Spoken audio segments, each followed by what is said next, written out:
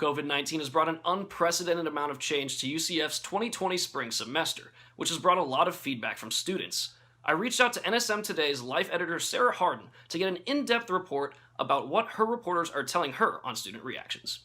So Sarah, first things first, with that insight of yours, can you kind of tell me what kind of students are saying about this whole situation? Well, first of all, now that everything is virtual, it's definitely uprooted everyone. We're not used to social distancing. So far, from my sources and reporters, are saying that students aren't very, excited, or they feel like they're not getting that hands-on experience that they are hoping for. Almost like they're being gypped of their college life, you know.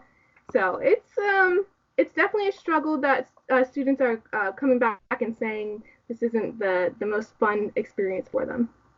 And speaking of concerns and everything for students, what is kind of that major concern, the biggest concern that students have during this time?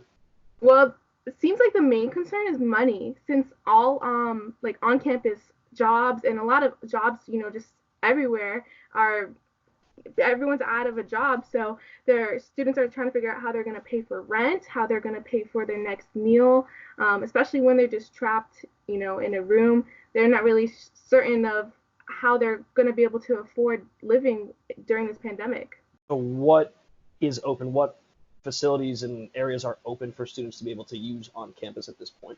Well, right now we know that the RWC isn't open, but the student health services is, and that might be something that a lot of people don't know about. So according to our sources, one of my reporters knows that they do have the test kits at the student health services. So if you are afraid that you might have come in contact, still on campus health services is open.